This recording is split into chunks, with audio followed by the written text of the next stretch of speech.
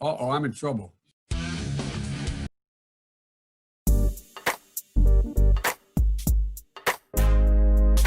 This is an island surrounded by water, big water, ocean water.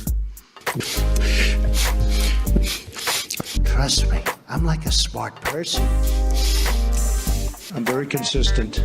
I'm a very stable genius. I had the best words. Tolerated. I know words. Mike Pounds. I hope they now go and take a look at the oranges of the investigation. But there's no better word than stupid. Anonymous, really anonymous. I'm very highly educated. One of the wettest we've ever seen from the standpoint of water. Had the best words. God bless the United States.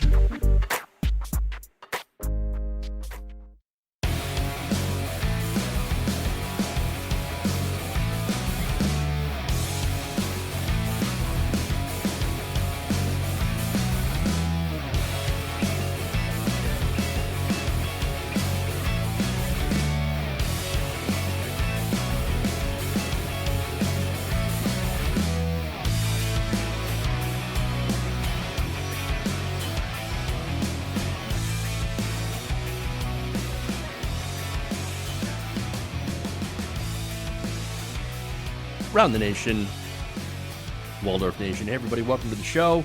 Wow. Okay, so we got a lot of stories for you guys. Very important stuff. We've got Donald Trump, of course, saying, you know, that whole democracy thing, might not honor it. Feeling cute, might become a dictator. Oh, awesome. Fantastic. So we've got that. We have the Hunter Biden report. I'm sure a lot of you were waiting for that. For the Republicans to finally find the dirt on Hunter Biden that is going to ruin Joe Biden's presidential campaign. Or not. We've got Tomi Lahren responding to Breonna Taylor's, the Breonna Taylor decision. Oh, boy. And then we've got fake testimony from fake people to Donald Trump. So that's great. By the way, let's see. Happy birthday, Sarge Tech. So 61. Happy birthday. Glad to see you're, safe and happy, and happy birthday. Have a good one. Hopefully, we'll have a good show for you guys. So I'm always bad at that, but I do really sincerely mean it, though. Happy birthday. All right. You know who else has a birthday coming up? This guy. It's actually going to happen on Sunday. And so I might do a birthday stream, just play some video games and have some conversation on Twitch and YouTube. And so, if I do, I invite you to join me. So I think that'd be a lot of fun. If not, you can sign up to become a patron. Help me out. That'd be a great birthday present as well, to keep the show going and growing. So that's patreon.com/JeffWaldorf. Thank you, Nature Boy. I appreciate that. We'll see you guys hopefully on Sunday. All right. Anyway, let's get to the news. Disastrous stuff. Oh, by the way, but before we do that, I know. Because, we're having a birthday. I'm having a birthday on Sunday. I'm going to take a couple of days to celebrate, do a little self-care. So we're off tomorrow and Monday.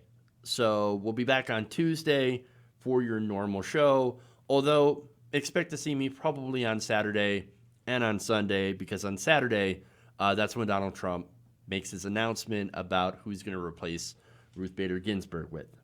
So, yeah, I'm probably going to end up talking about that either Saturday or Sunday. And so look out for that. Oh, boy. All right. That said, with all that out of the way, please like and share the stream, and let's get going.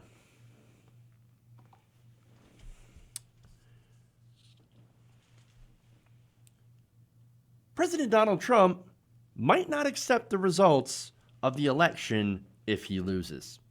Take a look. Win, lose, or draw in this election, will you commit here today for a peaceful transferal of power after the election? There has been rioting in Louisville. There's been rioting in many cities across this country, red and your so-called red and blue states. Will you commit to making sure that there is a peaceful transferal of power after the election? Well, we're going to have to see what happens. You know that I've been complaining very strongly about the ballots, and the ballots are a disaster. I understand that, but people are rioting. Do you commit to making sure that there's a peaceful transferal of power? We want to get rid of the ballots, and we'll have a very peaceful. There won't be a transfer, frankly. There'll be a continuation. There won't be a transfer, a continuation. Now, look, he said, well, we want to get rid of the ballots, right? So, you know, those votes that you cast, he wants to get rid of them. Donald Trump wants to get rid of those ballots so there will not be a transfer of power, which means he continues to be president, even if it turns out that more people vote against him. It's not very democratic of him, but then again, when are Republicans ever are? I mean, look, in 2016, Donald Trump did not win the popular vote. He ended up getting the Electoral College. And so that's definitely another concern, another fear. But here's the thing. Here's the president saying, I'm not going to accept the results of the election. I'm just not. Well, you know what that is? That's a coup. There's no other way to put it. And so this is the nightmare scenario that we've been talking about, that we've been dreading all day. Okay? And now, again, we've been dreading it for a long time, actually. And now he literally confirms that, yeah, I mean, that's what we're going to do. We're going to steal the election. Throwing out the ballots during a pandemic where you're going to have a lot of people that are voting by mail, and those people are more likely to be Democrats because they want to avoid the coronavirus. Look, that's part of the plan, okay? And look, his followers are pushed into COVID denialism and to believe that there is rampant voter fraud. There's no evidence of that. But it does no good to show them the evidence that voter fraud is both incredibly rare and historically has had a negligible impact on elections, and the fact that COVID is something to worry about because, frankly, they don't give a shit. They don't really care about facts. Facts and logic bounce right off them like bullets to Superman's chest. They don't care. They want an authoritarian leader. You know, to show the libs who's boss. And that's it.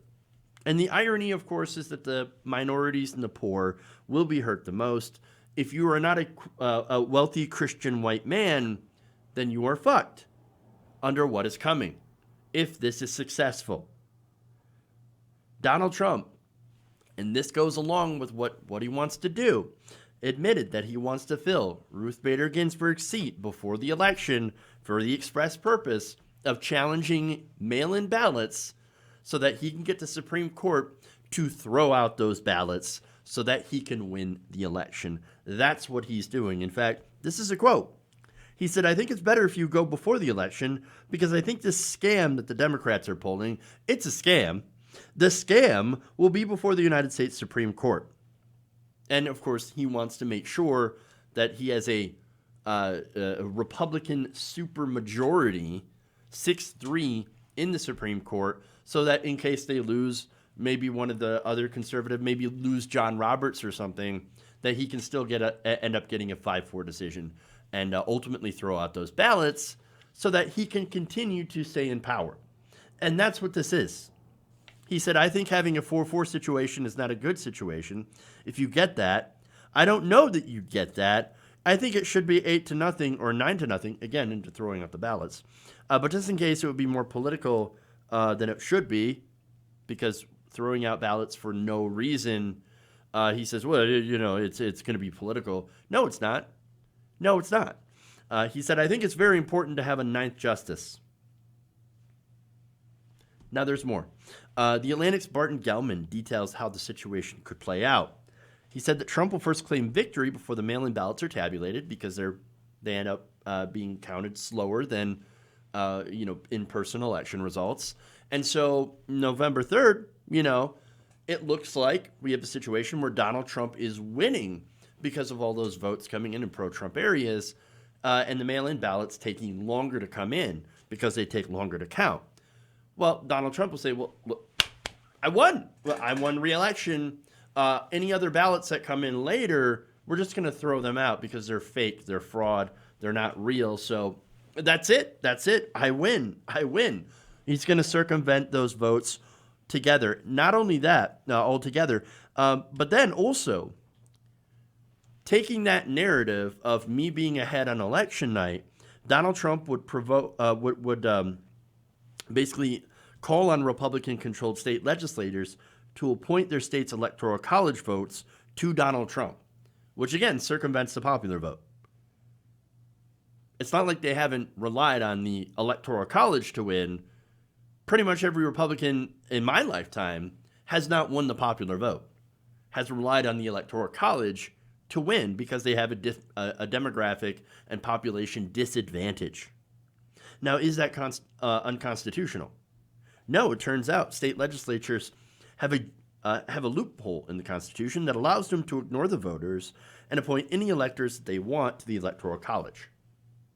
So, respecting the results of the election for them is merely optional.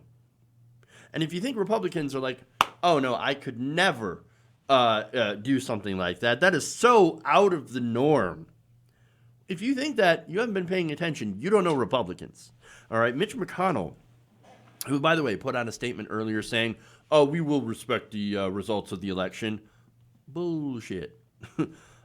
Maybe you might, because in the long run, you're going to get your Supreme Court justice, and in the long run, because that's what Mitch McConnell's good at, playing the long game, he's going to continue to have that power through the Supreme Court. Donald Trump, of course, is only worried about the short term, worried about himself.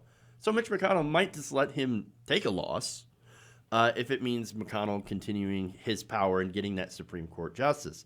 But at the same time, do I really think that he would stop Donald Trump from doing that? Probably not. I don't think so. And again, speaking of norms, Mitch McConnell has destroyed the norms in the Senate, going back further than just his obstruction of Obama. Obama's picked Merrick Garland. But again, back in 2008 when he said, oh, I don't like you politically, so I'm just going to block everything that you can't, that I can, that you put forward. Doesn't matter what it is. Doesn't matter if it's our healthcare plan, and we're still going to block it because, you know what? We want to make sure that you are a one-term president. In fact, in 2013 to 2014 alone, he used the filibuster a record 252 times. 252 times. Just in 1 year. Record obstruction. And that is, by the way, the last time the Democrats had the majority. And of course, Mitt Romney, Mr. Mittens himself, he's not doing anything to stop SCOTUS from being seated, allowing for Donald Trump to appoint somebody who would be a possible loyalist, and possibly let Donald Trump steal democracy, full well knowing that this is a situation that could happen. Either he's stupid or complicit. I mean, there's basically two options for this, right? Either they've accepted this and are like, oh yeah, we're fine with Donald Trump stealing democracy as long as we continue to stay in power, or they're like, oh my God, Donald Trump would never do such a thing. And then we'll sit there in awe as Donald Trump does the exact thing that they said he would never happen. And speaking of complicity, by the way, you've got the media. Media is absolutely complicit. Obviously, Fox News has been laying the groundwork for this for a while, talking about voter fraud all the time, and talking about how we need to fill that seat. The libs are coming after Donald Trump, and et cetera, et cetera, et cetera, right? But what about mainstream media? Mainstream media hasn't really called out Republicans for their complicity when it comes to Donald Trump. Sure, they're doing a decent job of going after Donald Trump now, but what about the Republicans who support Donald Trump? They don't go after him very often. Not at all. And again, Republican politicians, as I said before, they only care about their own power. They're authoritarians. They want to protect their own power. They want to protect their majorities wherever they have them, protect themselves, and of course, their wealth. I keep telling you, this is actually really important. This election is important, and I know the media says that a lot, and it really comes back to bite us in the ass. But it's never really been as true as it is now. You got to think of it kind of like whenever the media, for example, back in 2012, oh my God, this is the most important election ever. It's sort of like the boy who cried wolf, right? Most important election in history, Romney versus Obama. Oh, wait a minute, they have the same healthcare plan. How exactly were they that different? Like, okay, they had differences on tax policy and some basically mundane arcane things like that. But this literally is like fascism versus democracy. He just said, I might not accept election results, and it's not the first time he has said that before. And Republicans, and here's the thing, here's how we can theoretically beat this, right? Republicans are hinging on this being a close enough election because Joe Biden does not have enthusiasm behind him that they can basically steal it and justify it, which is why it's got to be a blowout. Look, I don't really want to vote for Biden, but it's not even about Biden anymore, really. This could be any random Democrat in that spot. And they still end up being better than Donald Trump because at least they believe in democratic norms. Because what this is, it's not even about red versus blue. It's not really about liberalism versus conservatism. What this is basically an attempted fascist coup in this country. Will democracy triumph, or is this the beginning of some real dark times? What happens in November is basically going to decide the future of this country in some very fundamental ways.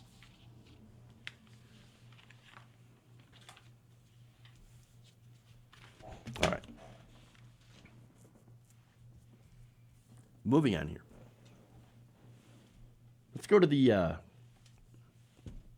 Hunter Biden report. Speaking of Republicans, right?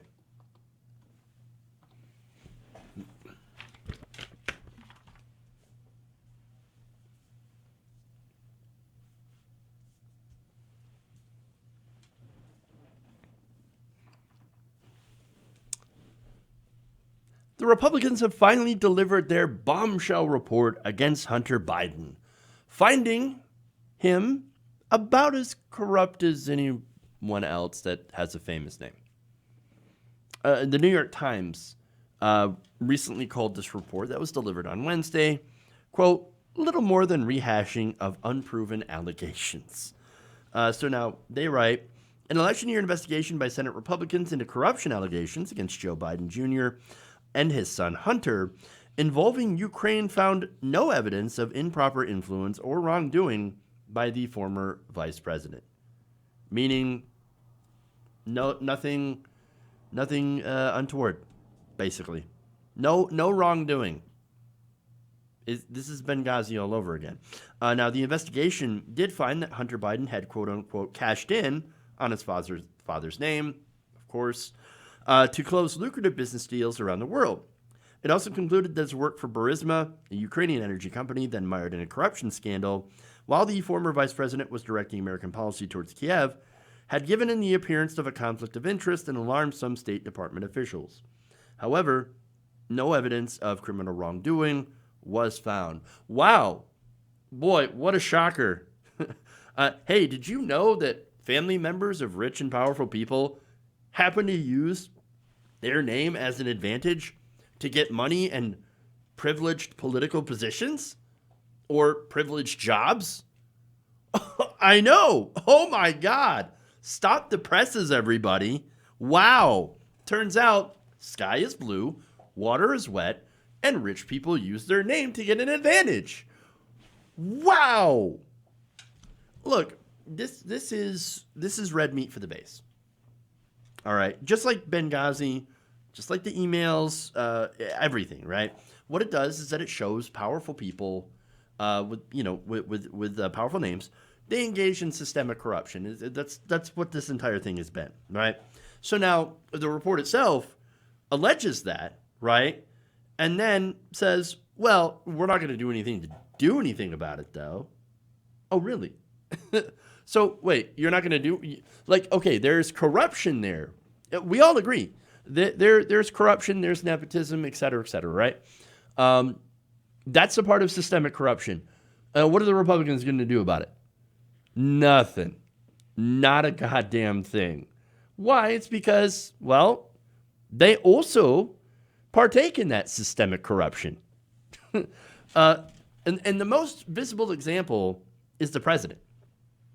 I mean, again, look at Donald Trump and Ivanka and Jared Kushner, right? So Jared Kushner has very important positions, right, in the administration. Coronavirus task force, he's ahead of it, okay? He's the head of his own shadow council on coronavirus. He's also been in charge of peace in the Middle East, right? What did he bring to the table when it came to qualifications? He's a slumlord from New York with a famous dad and happens to be married to Ivanka Trump. Those are his qualifications. Why is he doing anything when it comes to peace in the Middle East? I mean, yes, he actually ended up trying to extort another country for loans to help him with his failing building in New York, to try to get I think it was somewhere around $600 million from the UAE. I mean, just in order to service this building. That appears to be a conflict of interest in his role in trying to put forward peace in the Middle East, which, by the way, we don't have. Come on. Or you could go with, Ivanka Trump, trying to get special deals from China when it comes to her business, getting trademarks. Weird how that works. But nobody has a problem with that on the Republican side. I do.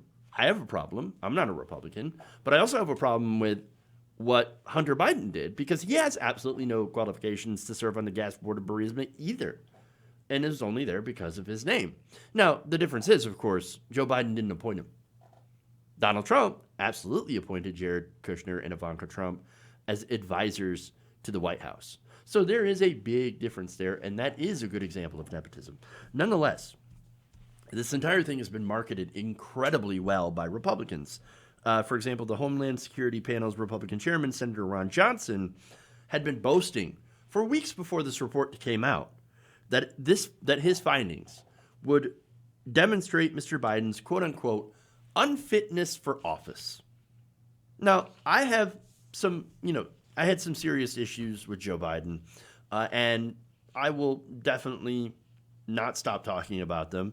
But I'll focus more on them after the election, assuming Joe Biden wins and Donald Trump doesn't steal democracy. But at the same time, right, there's, Ron Johnson saying, oh my God, look, we've got a bombshell report coming in. Fox News do nonstop reports on it. And then later on, in the days before it's released, in fact, Johnson, in an interview, said that there would be, quote, no massive smoking gun, saying that there was a, quote, misconception on the part of the public that there would be. So he's hyping it up. Like, I can't, look at this report. It's going to be fantastic. It's going to show how Joe Biden is so massively corrupt, which, again, systemic corruption. All of our politicians are basically corrupt because we have a system of corruption in our corrupt government. And then later on he says, I don't understand why there's a misconception in the public of why this would be such a smoking gun. Come on. Now, the report's primary conclusions basically was that Hunter Biden's position had, quote, hindered the efforts of dedicated career service individuals who were fighting for anti-corruption measures in Ukraine. Okay. They did not clarify, however, the nature of that hindrance beyond saying that the situation had been awkward for career State Department officials who were required to maintain situational awareness of Hunter Biden's association with Burisma. Now, that could have meant a lot of different things, right? Situational awareness, like, okay, maybe we should keep an eye on Hunter Biden. I don't know. But now what the chairman had discovered during the course of this investigation is that the Obama administration knew that Hunter Biden's position on the board was problematic and did interfere in the efficient execution of policy with respect to Ukraine. I could see that happening. Okay. I think that it was pretty fucking stupid for Hunter Biden to take that job with 0 qualifications. Even Biden himself admitted that looked pretty bad. And it made people uncomfortable who were doing an investigation of corruption. That said, wow, you got him? No, really? Come on. He also, by the way, in this report gets hyped up the fact that Hunter Biden received a lot of money from China. Oh no, he received a lot of money from China. Oh, but wait a minute. And it's not just China, but look at all these foreign governments giving money to Hunter Biden. Okay, but Donald Trump has also received a lot of money from foreign governments. Look, Russian investors gave a lot of money in loans to Donald Trump in his businesses, hotels. I mean, you had, I think it was Eric Trump admitting, like, yeah, the Russians given us a lot of money. They must really like golf. Okay. Not only that, but you also had the Saudis, right? You remember the reports on the Saudis giving lots and lots of money, overpaying consistently for rooms in Trump Tower. Donald Trump doesn't care what the money comes from as long as the money goes to him or his family. Not only that, you guys remember high-profile people becoming members of Mar-a-Lago right after Donald Trump got elected. And by the way, that's when Donald Trump hiked prices for membership for Mar-a-Lago. I'm just saying, these people paid to get access to him. So if you're going to talk about corruption, systemic corruption, oh boy, you're kind of having the wrong conversation about the wrong people. And so there's that. Now, it is systemic corruption, and we should fight against it. We should get rid of it. But what has Donald Trump done? And this is what's important about this report. What has Donald Trump or the Republicans done to actually fight against this kind of systemic corruption? What have they done? One policy proposal to go after systemic corruption. And look, it's fair. You can ask the Democrats the same question because, look, Democrats do kind of the same thing. So I'm not letting them off the hook either. But again, even the Republican Central claim that Biden had corruptly pushed for the ouster of the Ukrainian top prosecutor, which had been investigating Burisma as a favor to his son, who sits on the board, was unproven. There's just no evidence. The senators turned up no evidence to support that claim. Current and former government officials testified the decision to remove the prosecutor had not been merely Mr. Biden's position, but that most of the Western nations determined through a rigorous policy process. Because it turned out that prosecutor was also corrupt. I've went through this before. I've talked about this before. Look, this is just like the Voter Fraud Commission, which found 0 voter fraud. It's just like Benghazi, that found 0 wrongdoing by the Obama administration.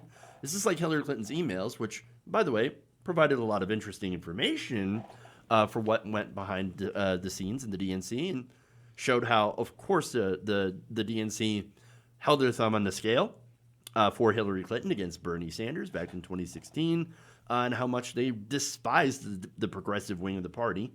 But as far as the Republicans were concerned, those emails were supposed to be the smoking gun against Hillary Clinton, and they turned out to be basically a nothing burger as well. They found nothing criminal in them. Yes, they found bad decisions, as I've talked about before, but anything criminal?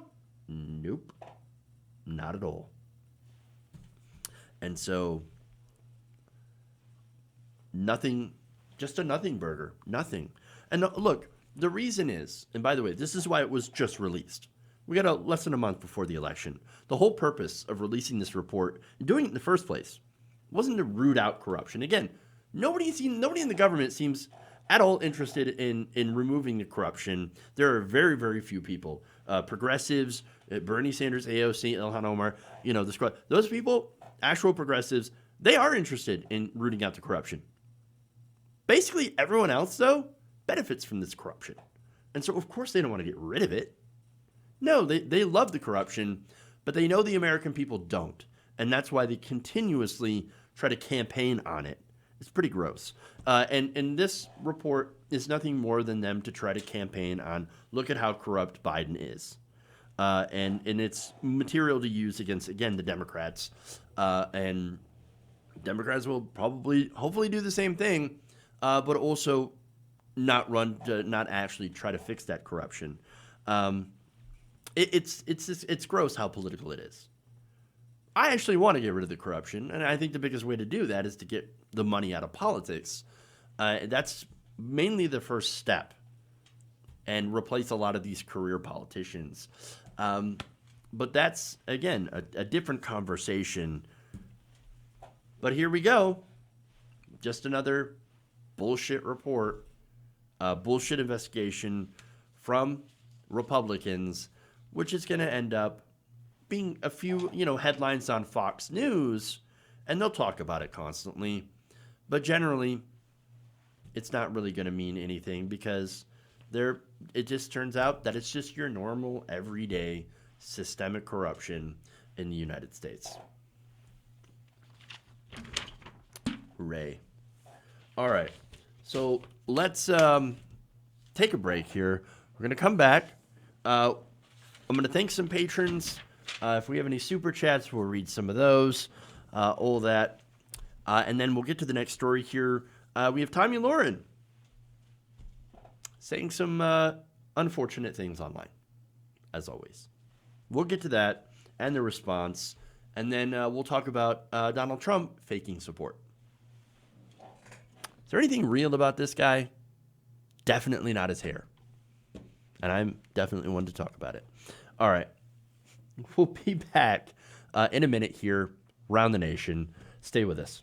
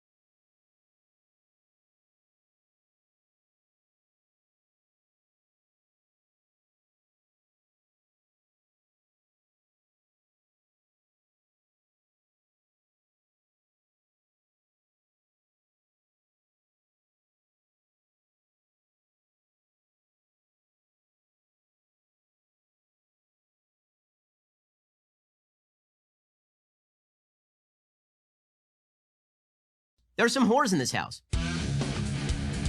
Wet ass P word. Tighten up my meat. I like my meat tight.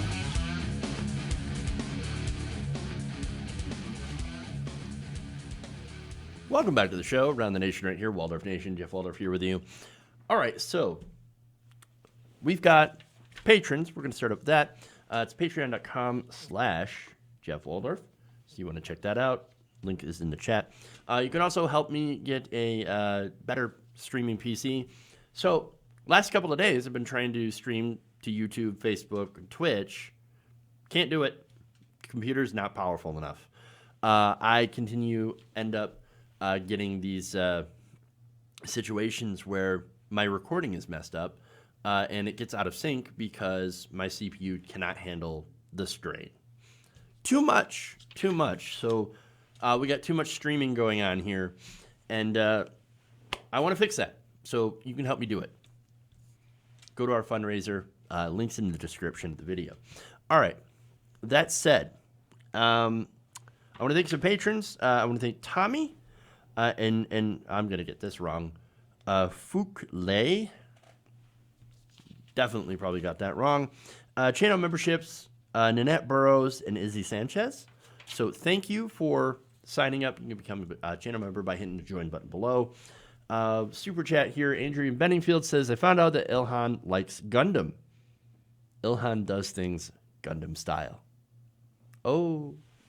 Well, you do remember that, I think it was like a change petition or something like that.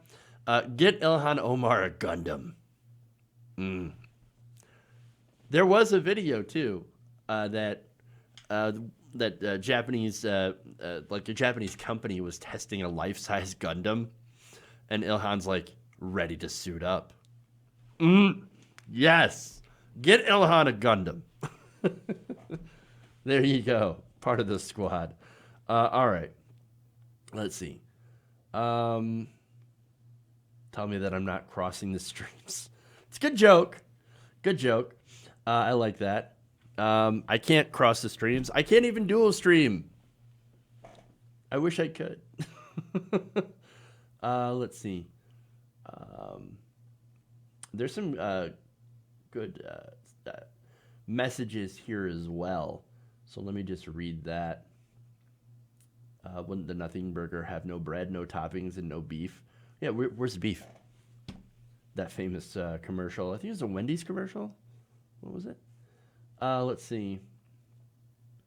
Tommy Lauren.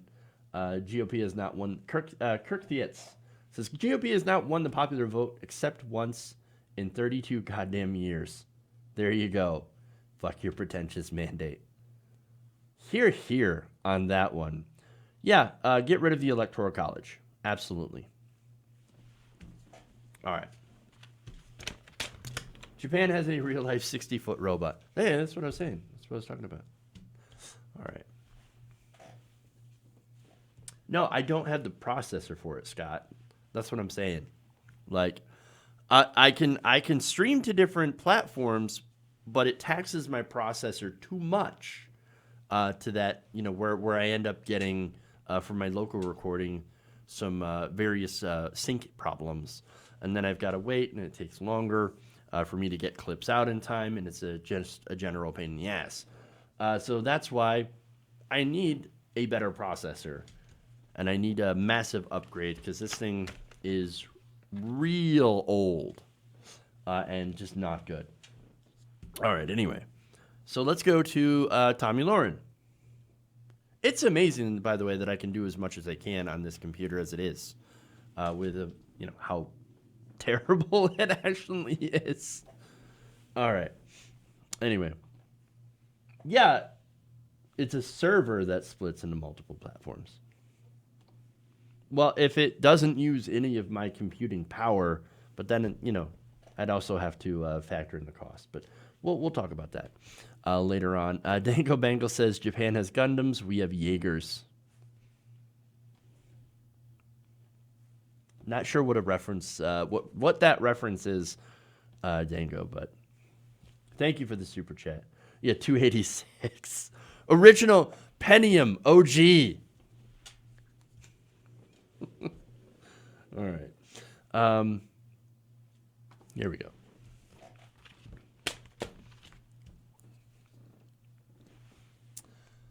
On Wednesday, a grand jury in Louisville failed to indict police officers involved in the killing of 26-year-old EMT Breonna Taylor. There were 3 officers involved. The officer who actually fired the shots that killed Taylor was Officer Miles Cosgrove. Now, Miles Cosgrove was not indicted for any crime, and in fact, under Kentucky law, was deemed justified in using self-defense during this raid. Now, so it was originally called a no-knock raid, but, and that's what they had the warrant for, the officer said, well, no, we announced ourselves before we used a battering ram to open the door. Now, one indictment was issued, and it was for Officer Brett Hankinson, who prosecutors got for wanton endangerment. So basically, all the shots that he sprayed into the apartment went through the wall into another apartment, putting other people in danger. Oh, okay. I see. That's the problem. So police officers, they go in, they say that they announced themselves. I don't necessarily believe it. They used a battering ram to get into the apartment. Kenneth Walker, who was a legal gun owner, sees a bunch of men dressed in plain clothes, didn't know who they were, says he fires his legal weapon. He hit one of the officers, Mattingly, in the leg. As a result, they all returned fire. They sprayed the apartment. Cosgrove shot the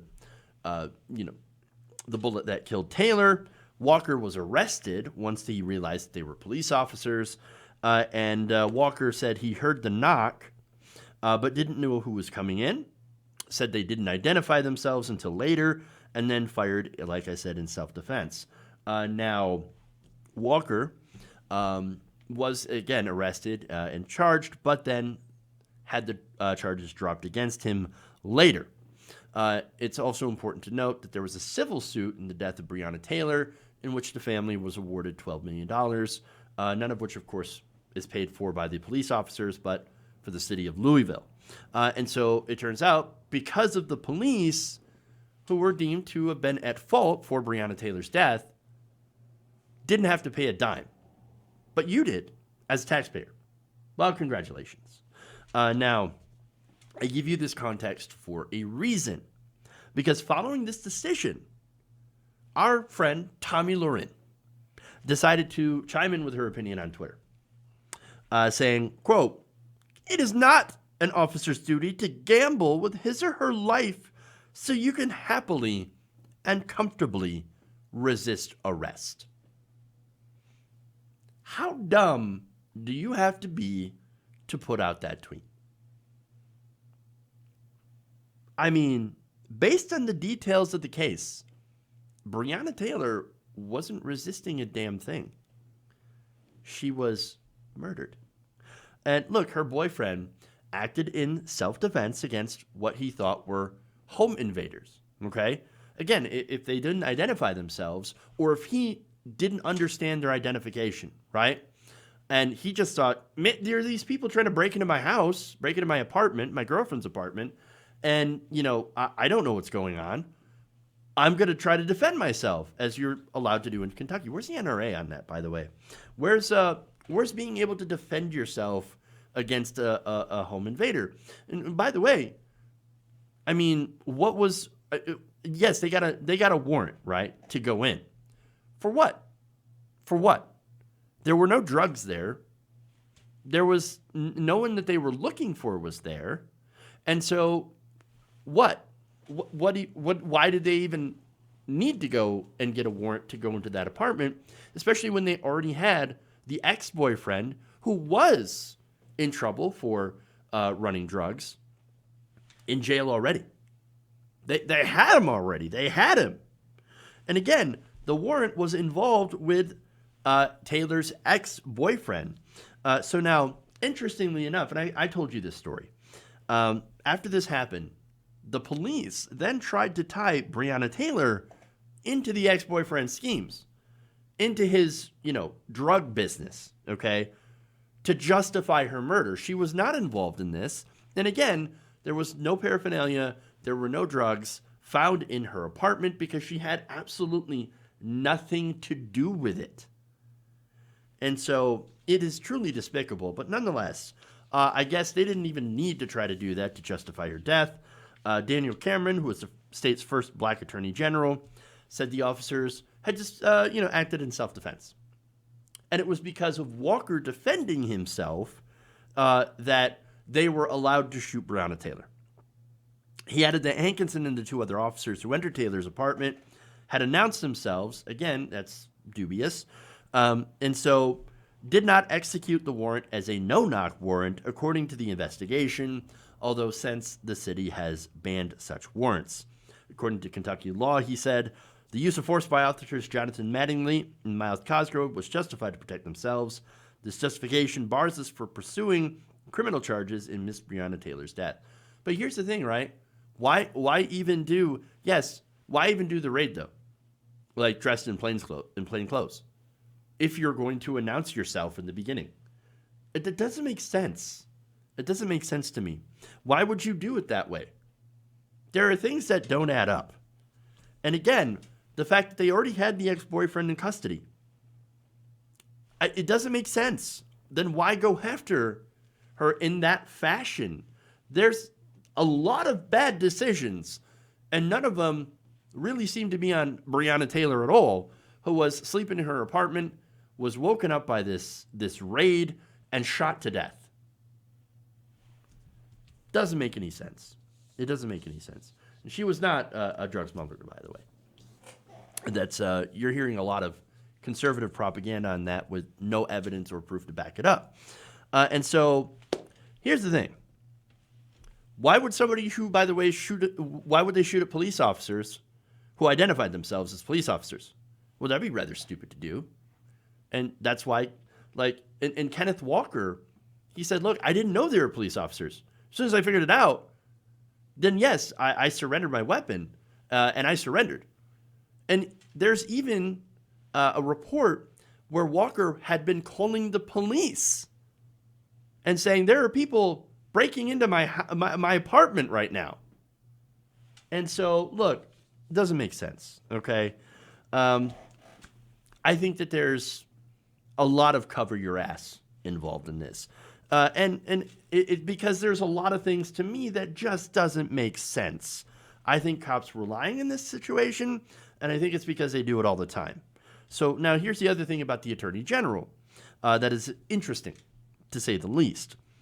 So now Daniel Cameron is the first black Attorney General in Louisville, right, in the state. In Kentucky overall. Well, he's a Republican. Okay, nothing wrong with that. But he also happens to be a protege of Majority Leader Mitch McConnell and has been tagged as his heir apparent. He was also one of the 20 names on Trump's list to fulfill a future Supreme Court vacancy, which just happens to have opened up.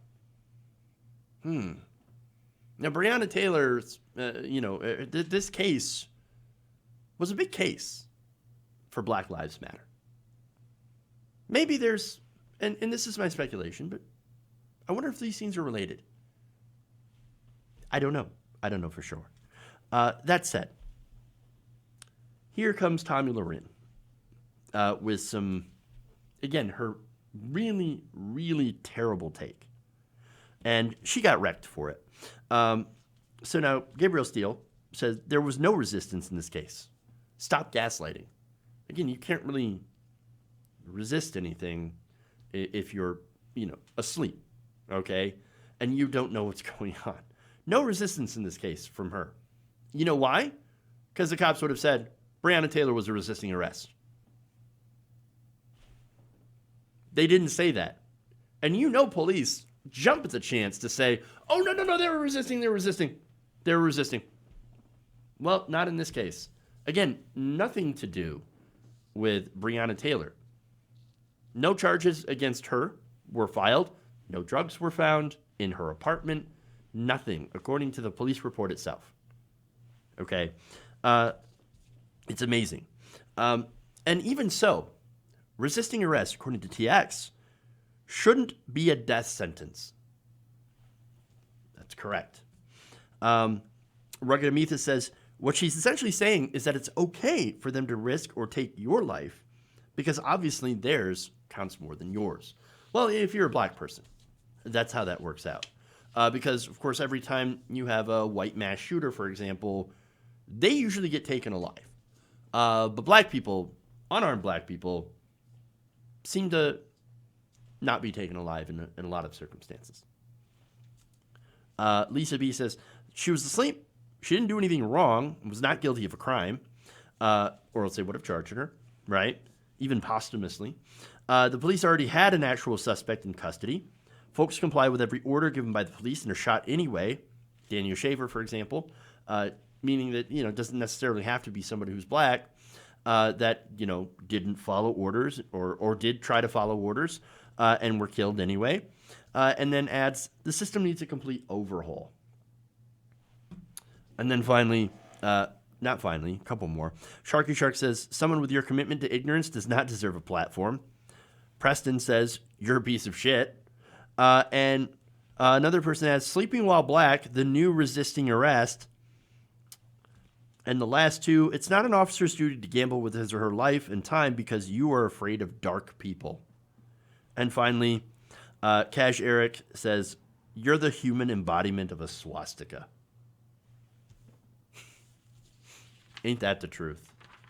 Look, what's actually, you know what the truth is about Tomi Lahren, is that she says these things for attention. She's very good at it, okay? She's very good at it. That's what she does. She is paid to say these kinds of things to rile people up and so that she can get money and attention and fame and then play victim when people go and attack her. That's who Tomi Lahren is. She is a professional shitposter. And so that's exactly what she does. She does it for the laughs. She does it for the shitposting and for the, of course, most importantly, for the money. That's who she is.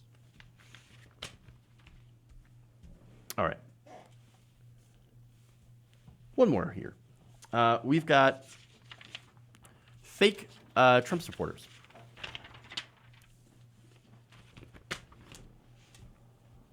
Hard to resist an unannounced bullet even when you're awake. That's a good point.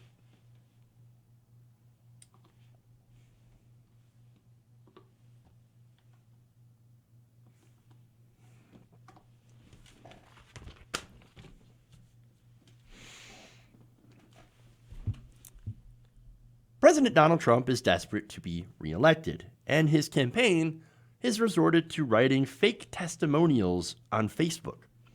On Thursday, Gizmodo published a report that revealed that many of the Trump supporters identified as real people whose lives have been positively impacted by President Trump and his policies in the president's Facebook ads are not, in fact, real people, but are instead paid political operatives. Shocker. So now, Donald Trump runs a lot of Facebook ads, which makes sense because Facebook is huge. It reaches millions of people, especially among Donald Trump's targeted demo, which, by the way, I've ran ads on Facebook before. I know exactly how it works. You can really micro-target these ads very, very effectively to reach the people that you want to reach. And so these ads mainly ran in places like California and New York and did not run in places like Minnesota. Keep that in mind, because that's kind of an important detail. That's it. So now Facebook also has very limited rules on the kinds of ads that you can run and are pretty Republican right-wing adjacent at best. So now they're running these ads from supposed real people, and I actually want to show you one of those, and then we'll go into it in more detail. Joe Biden could never handle the economy after COVID. There's no way. It would be a disaster. Joe Biden has done absolutely nothing for America in 47 years. As a small business owner, President Trump has been the greatest president we have seen. He has increased jobs. I know there are more women who have been employed and minorities than ever before, and it's just been the greatest economic environment I've ever seen in my lifetime. Thank you, President Trump. Wow, look at that. these real people, they love Trump. Trump must be doing something 100% right for these totally real people. Man, no wonder he's winning. No. Okay. Now, the video does not identify her, but some savvy people on the internet did.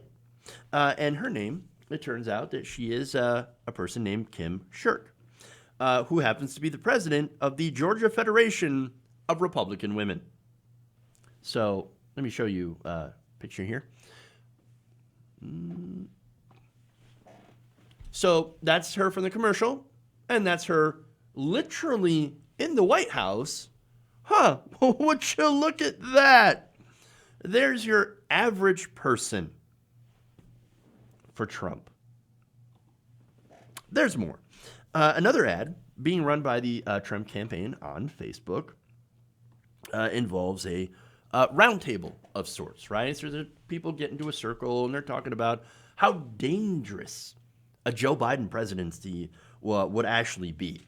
And I want to show you that ad. I would be very scared if Joe Biden became president. I think Joe Biden's going to raise my taxes.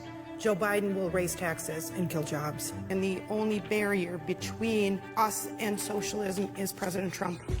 President Trump is the right person for this nation's economy. This is a president that has kept his promises. I think he's about the only politician that seems to get it. I will vote for President Trump because he cares about people like me. Oh my God, Joe Biden, he's going to bring socialism. Did you know that? So say these average, totally regular Americans. Here's a fact. Biden's tax plan doesn't raise taxes on anyone making less than $400,000 a year. Okay? So if you make under $400,000 a year, your taxes aren't going up. Now, if you're an incredibly wealthy corporation, then your taxes will go up a tiny bit. Okay? They won't even go back to Obama levels. And so understand that Biden's tax plan is actually still incredibly pro-corporate, but doesn't raise taxes on what we call the middle class, right? So now, as you're going to find out, again, shocker, right? That these average people aren't really average.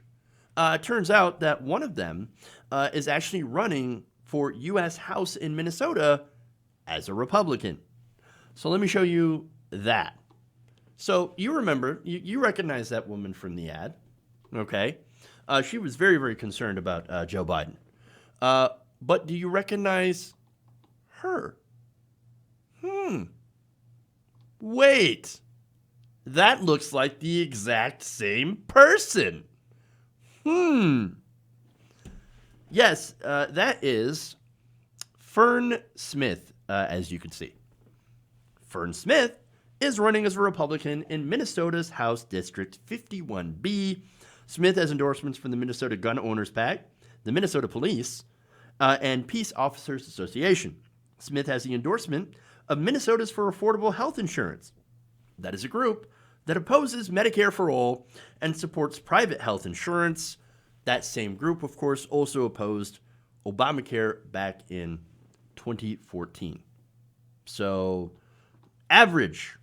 What an average person. There's also another person here in this ad. And let's go to that. You got this guy. So now he's the one that said, President Trump is the right person for the nation's economy. Average person, right? Okay. Now, that average person just happens to not be so average. His name is Steve Wenzel. Steve Wenzel was a Minnesota state legislator back in the 1970s and 80s. But there's a wrinkle. Turns out Wenzel served as a Democratic politician. Now that's something that local Minnesota media, they love. And of course, the fact that these Minnesota politicians are in this ad is one of the big reasons why this ad does not play in Minnesota. Because it's also on YouTube, also on TV as well. And so, but it doesn't play there. But Wenzel, by the way, he used to be a Democrat. He's now a Republican. He was also a delegate at the Republican National Convention in both 2016 and 2020. So, It appears that none of these supposed real Americans were actual real Americans. And interesting note that Gizmodo had reached out to them, and none of them returned a request from comment. So no comment. Now, are you at all surprised that Trump's campaign can't find average Americans for their ads? I'm not. But there's a couple of reasons why. Number one, they actually don't have a lot of support from average, regular Americans. Okay? And the people that they do have support from, well, they often tend to sound a lot like this. Oh, no, it's socialism. No, this is socialism. Excuse me. Socialism is the PC word for communism. Do you think Joe Biden is a socialist? Yes. How would you define socialism? I define socialism when you bring down your own country, your own race, because he's not black. Will you accept the result if Joe Biden wins? No. Under any circumstance? No. Why is that? Because it's lies and deceit and corruption. Trump said he could shoot someone in the middle of Fifth Avenue and get away with it. No, I don't think so. He did say that. No, he didn't. No. It's on tape. No, I don't believe it. No, that's fake. I swear to God, you can watch it. Fake news. Fake news. Fake news. Fake news. When you hear Dr. Anthony Fauci, for example, who's on the Vice President's Health Commission on COVID, say that by wearing a mask you're helping to stop the spread, what do you think of that? He's a liar. And why is that? Because I don't believe the numbers. Do you want me to watch the video? They say, I have the most loyal people. Did you ever see that? Where I could stand in the middle of Fifth Avenue and shoot somebody and I wouldn't lose any voters, okay? It's like incredible. Never in my life did I think I would like to see a dictator. But if there's going to be one, I want it to be Trump. Is there any wonder why the Republicans would be kind of embarrassed of their own followers? And look, there are videos all over of Trump supporters saying ignorant and completely false, sometimes insane things. They don't want those people in their ads. Oh, no. Those consultants are like, no. No, what they want are well-paid operatives who say things that don't sound insane. People who actually look and sound respectable. Not like the rabble that you see at Trump rallies that are your average Trump supporter, who, by the way, Donald Trump sees as disgusting. I mean, Bob Woodward, right? No, not Bob Woodward. This was a Vanity Fair article, right? And this is according to a former Pence aide who was saying, look, Donald Trump, he said originally, a while ago, that COVID might be a good thing. Why? Because I don't have to shake these disgusting people's hands. Any wonder why they use fake people in their ads? Because it turns out if they used the real hardcore supporters in those ads, well, I think the result would be obvious. Yeah.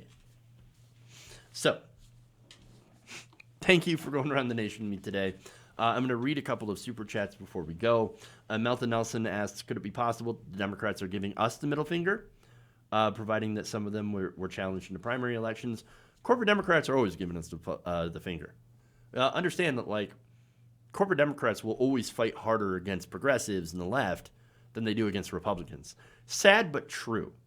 Dango Bango says one of the officers consumed the drugs that they were going to plant on her.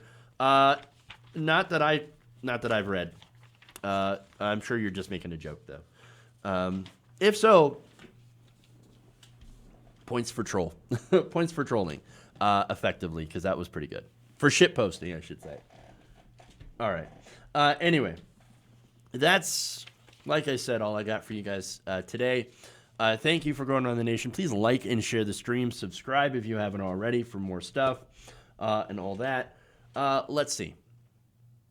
One more thing. We're off tomorrow. We're off till Tuesday. But check out our videos, of course. Like and share them, and that helps us out. All right, everybody. Thank you.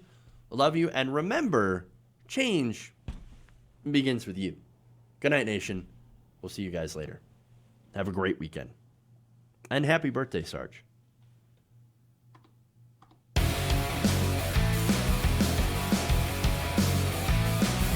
Mike Pounds. I like my meat tight. Tighten up my meat.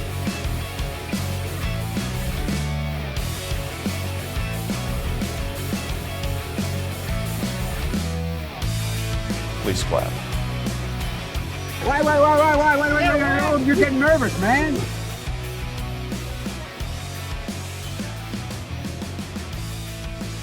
There's some whores in this house.